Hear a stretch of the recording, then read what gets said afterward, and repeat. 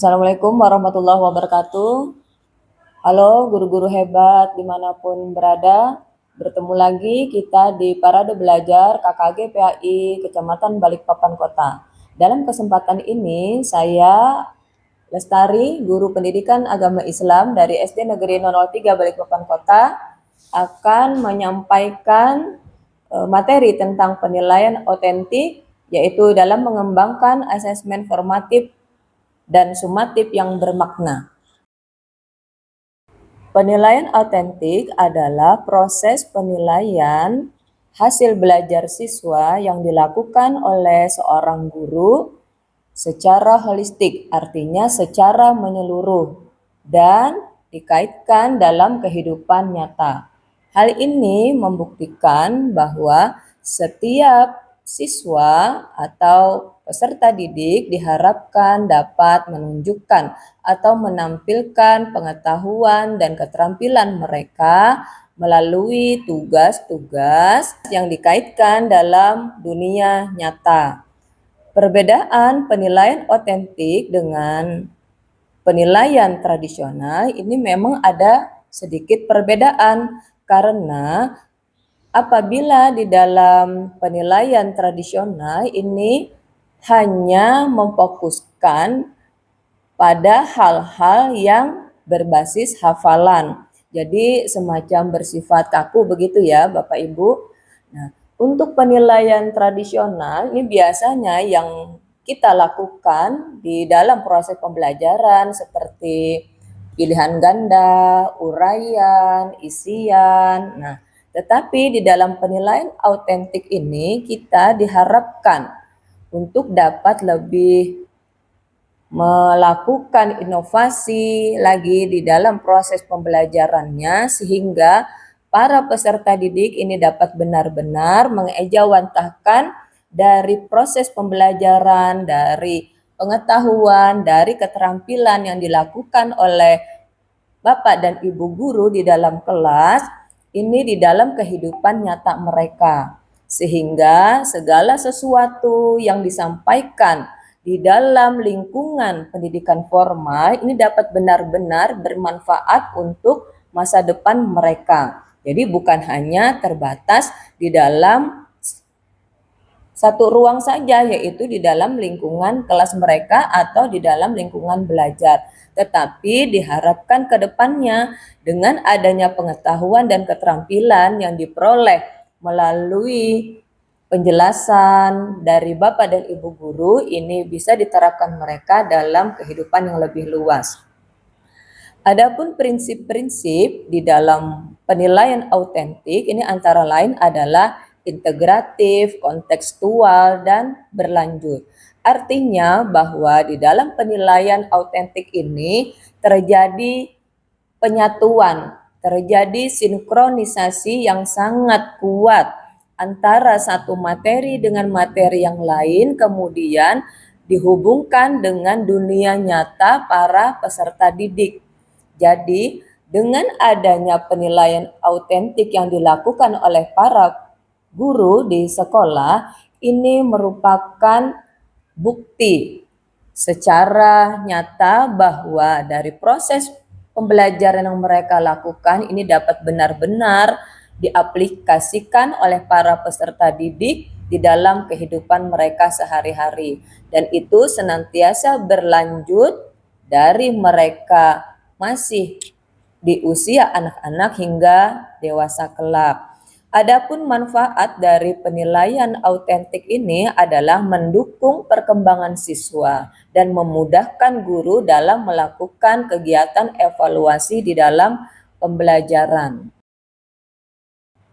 Selanjutnya, kriteria penilaian autentik ini antara lain adalah yang pertama validitas, yang kedua adalah reliabilitas, yang ketiga relevansi, keempat adalah praktikabilitas, dan yang kelima adalah kebermaknaan. Untuk validitas ini merupakan suatu tahapan kriteria penilaian autentik yang mengukur kompetensi yang benar-benar ingin dicapai oleh seorang guru. Karena di dalam proses pembelajaran seorang guru sudah barang tentu ada merumuskan tujuan pembelajaran. Diharapkan dari tujuan pembelajaran yang dirumuskan oleh para guru ini menjadi acuan mereka di dalam proses pembelajaran, sehingga benar-benar apa saja kemampuan atau kompetensi yang sebaiknya dimiliki oleh para peserta didik setelah selesainya proses pembelajaran di suatu materi di dalam pelajaran. Kemudian reliabilitas adalah hasil yang harus konsisten dan objektif tiap kali digunakan. Jadi di dalam penilaian autentik ini hasilnya harus benar-benar tetap meskipun di dalam prosesnya ini penilaian dilakukan oleh guru antara guru yang satu dengan guru yang lain, ini hasilnya memang harus tetap konsisten dan itu bersifat objektif. Jadi tidak terhalang oleh waktu, tidak terhalang oleh siapapun yang akan melakukan proses penilaian tersebut. Jadi kapanpun dilakukan, kemudian oleh siapapun, ini hasilnya juga tetap harus konsisten dan objektif pada tujuan pembelajaran tertentu. Kemudian di dalam kriteria autentik yang ketiga ini ada relevansi, yaitu adanya kesesuaian antara kurikulum yang digunakan saat ini, yaitu kurikulum merdeka, dengan tujuan pembelajaran yang ingin dicapai di dalam suatu proses pembelajaran, baik yang dilakukan di dalam kelas maupun di luar kelas. Yang keempat kriterianya adalah praktikabilitas, yaitu mudah untuk dilaksanakan dan dipahami oleh guru dan siswa. Di dalam perencanaan penilaian ini juga seorang guru harus memperhatikan beberapa hal yang dapat memperlancar proses pelaksanaan di dalam penilaian proses pembelajaran tersebut, agar guru tidak merasa terbebani atau guru tidak memahami bagaimana cara menerapkan proses penilaian terhadap para peserta didiknya.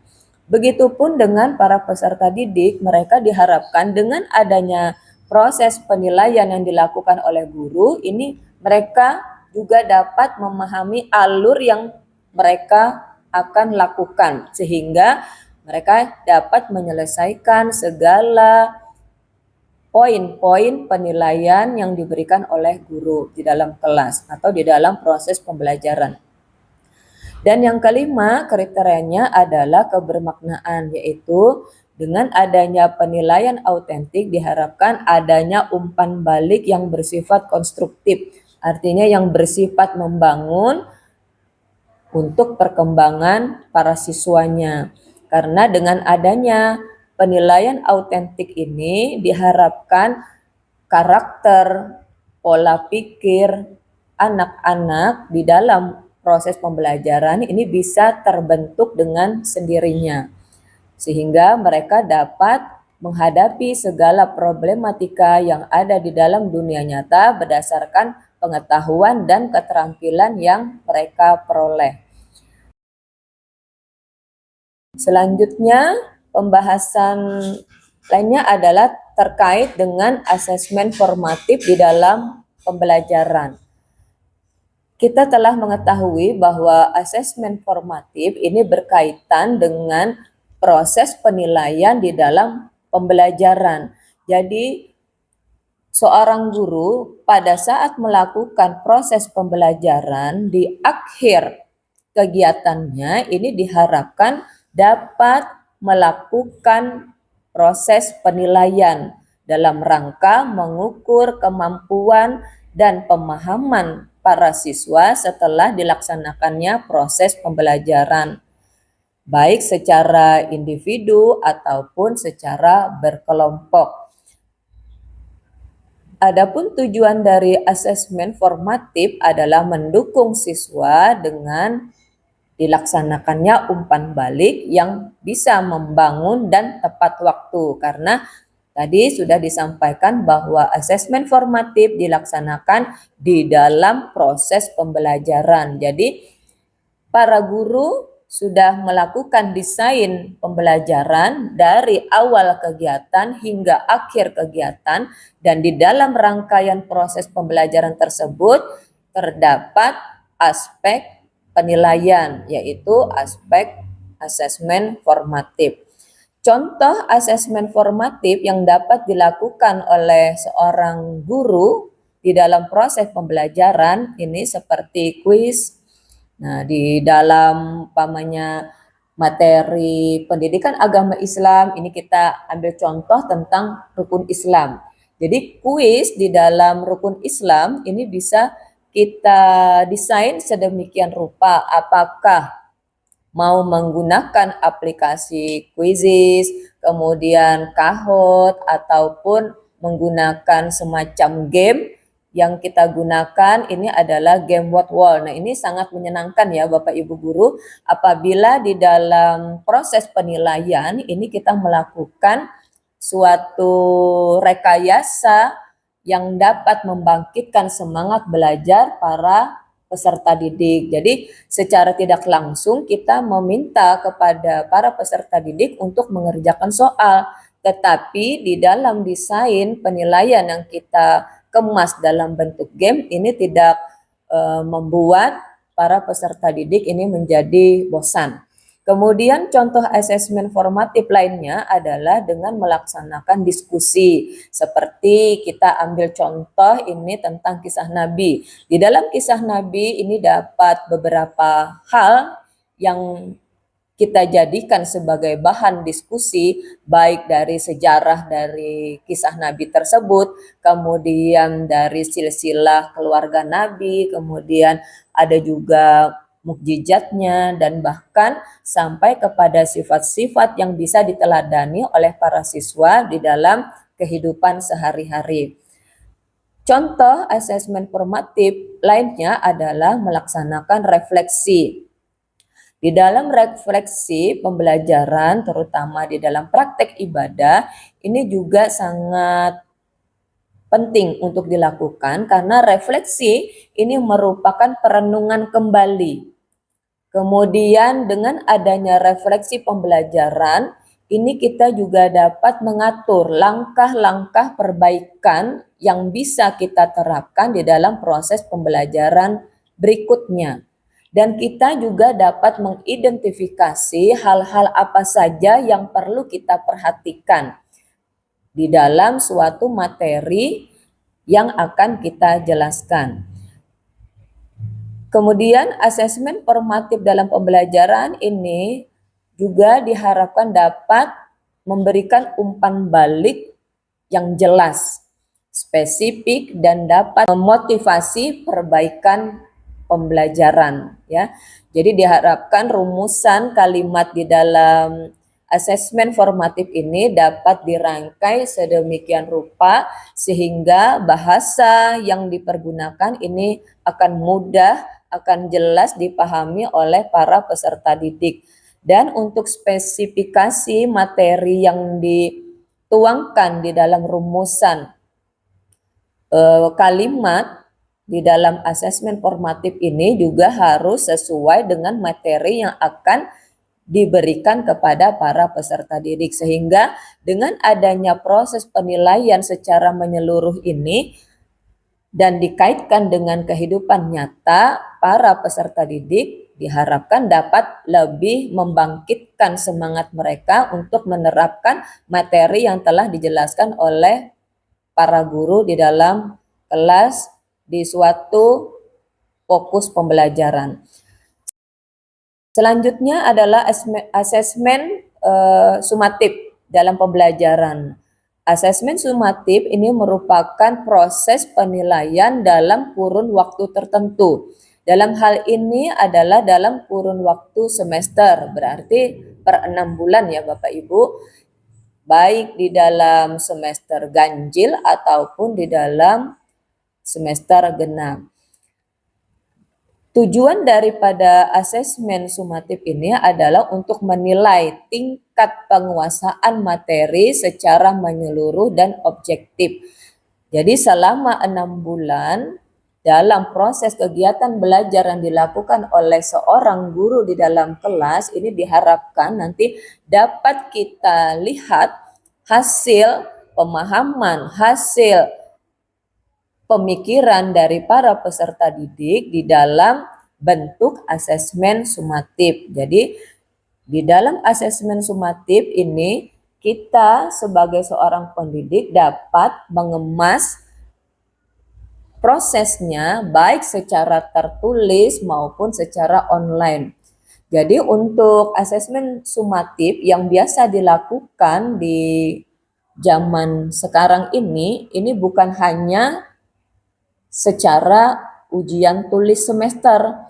Nah, untuk tingkat SD biasanya ujian tulis semester ini dilakukan untuk para peserta didik di tingkat yang paling bawah, yaitu untuk tingkatan kelas 1 dan tingkatan kelas 2. Karena pada usia kelas 1 SD dan kelas 2 SD ini mereka masih memiliki perkembangan di dalam hal cara membaca, dalam hal cara menalar suatu soal.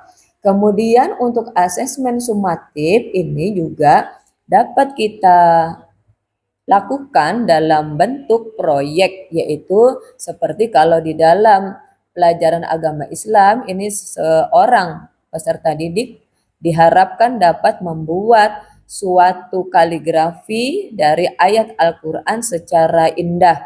Kemudian dari gaya-gaya tulisan kaligrafi yang dituangkan di dalam kanvas mereka, di dalam buku gambar atau buku tulis mereka, ini juga bisa dimodifikasi dengan balutan warna berdasarkan kreativitas mereka masing-masing sehingga menampilkan suatu karya seni indah di dalam karya berupa kaligrafi.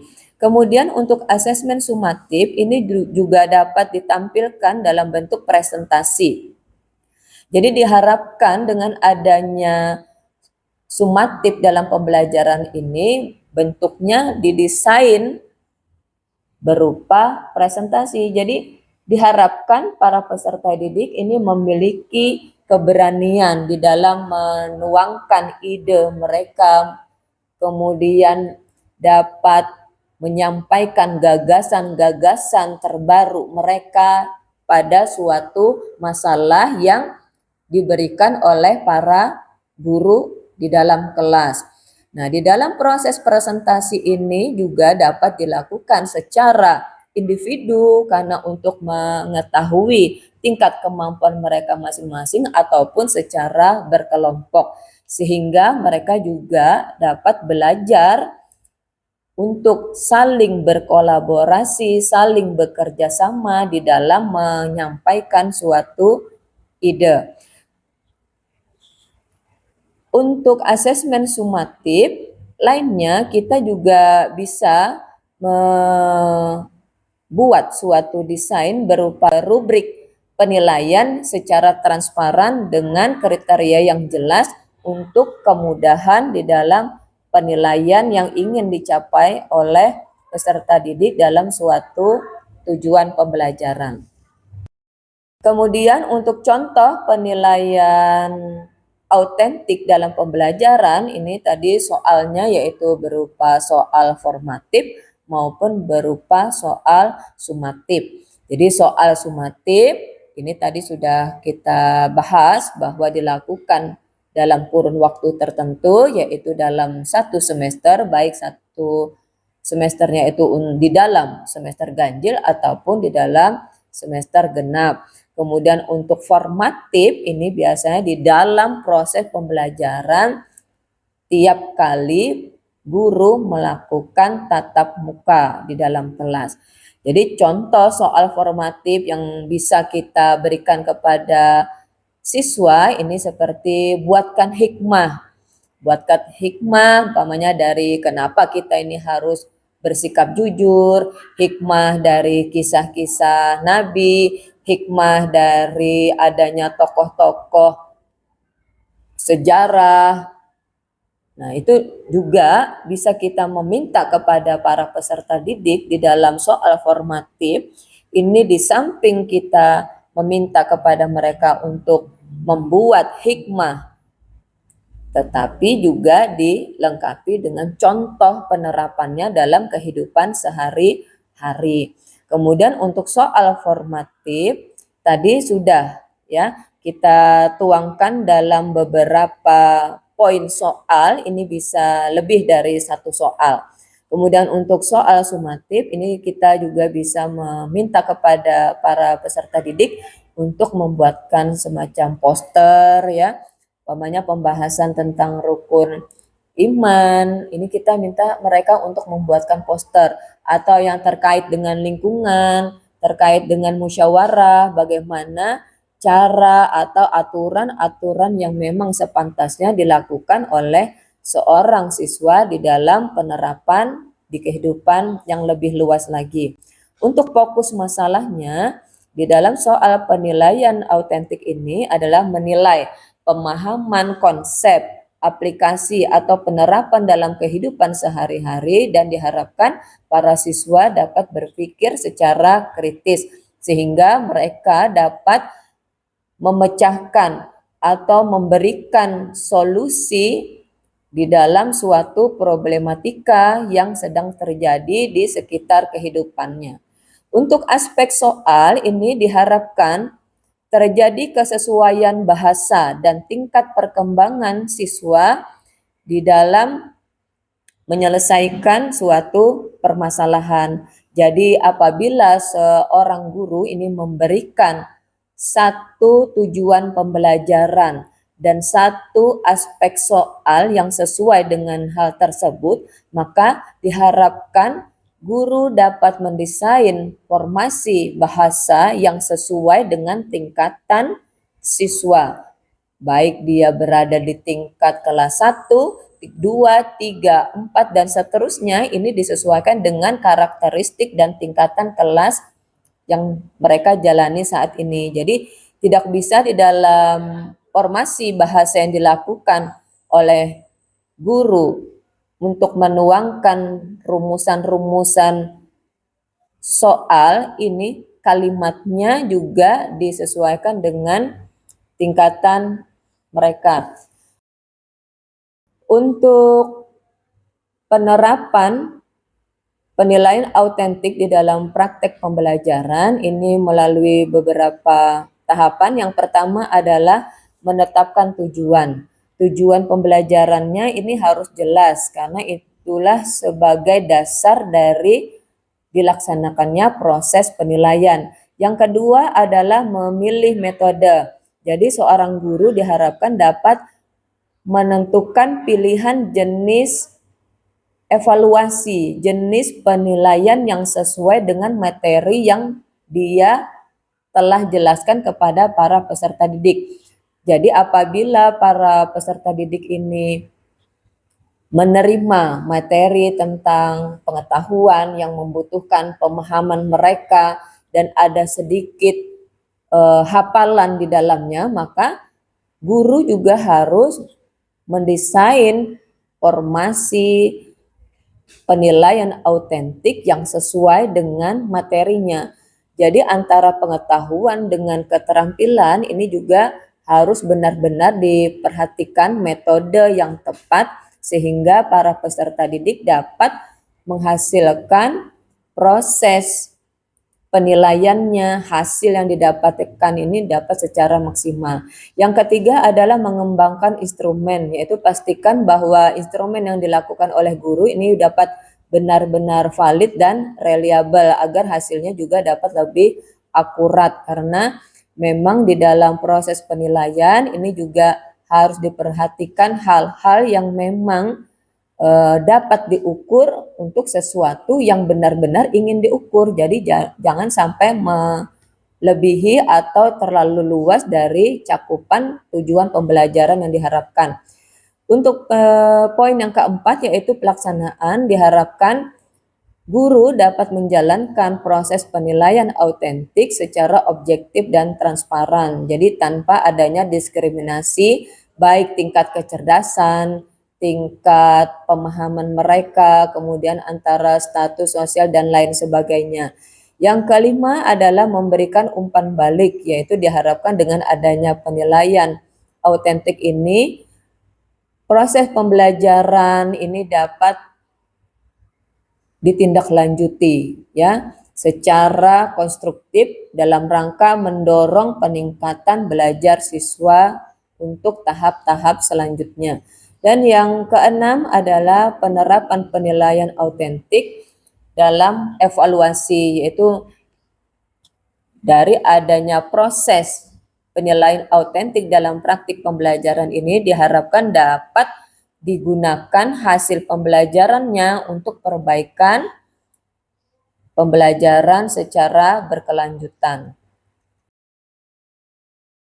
Kemudian di akhir pertemuan kali ini saya ingin menyampaikan beberapa kesimpulan bahwa penilaian autentik ini diharapkan dapat meningkatkan kualitas pembelajaran karena seorang pendidik di dalam menyampaikan materi pelajaran tertentu diharapkan para peserta didiknya ini dapat menerapkan dalam kehidupan nyata mereka karena dunia mereka ini adalah dunia yang serba kompleks sehingga para guru diharapkan dapat mempersiapkan para peserta didik agar dapat benar-benar mereka ini memiliki kompetensi, memiliki kemampuan yang maksimal sehingga mereka tidak merasa beban ya pada saat menjalani kehidupan sehari-hari.